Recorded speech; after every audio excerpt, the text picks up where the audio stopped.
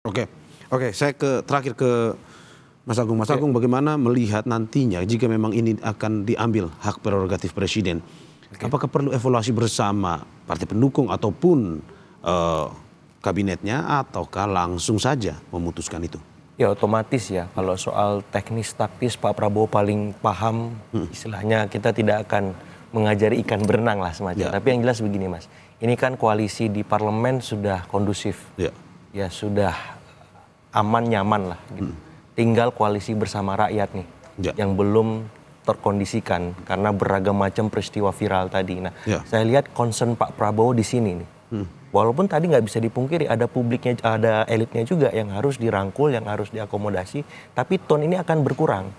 Jadi dimensi yang akan menguat untuk reshuffle ke depan adalah dimensi teknokratis, dimensi kinerja, ya ketimbang dimensi politisnya. Tapi bobotnya ada. Asumsikan 100% kalau ada 3 dimensi tadi, ya idealnya kan 33% tuh semuanya. Tapi sekarang pasca 100 hari bisa jadi dimensi teknokratis kinerjanya itu bisa 2 kali lipat 60%. Karena apa? Kalau koalisi bersama rakyat, koalisi bersama publik ini tidak tercapai, ini akan membahayakan Pak Prabowo.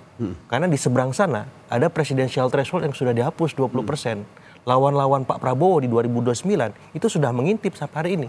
Karena peluang mereka untuk berkontestasi ada dan dibolehkan oleh Mahkamah Konstitusi. Jadi nggak ada pilihan bagi Pak Prabowo untuk tidak profesional, kerja habis-habisan, karena kalau enggak approval rating turun, pamor kemudian memudar, ini bisa membahayakan beliau ketika mau maju di term kedua.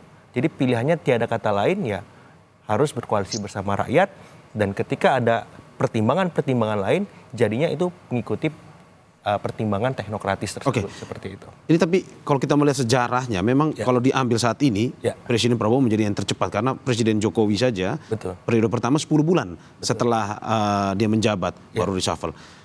Kalau kita melihat dari sisi politiknya Mas, apakah mungkin sebenarnya ini bagian dari harmonisasi untuk mengajak PDIP juga?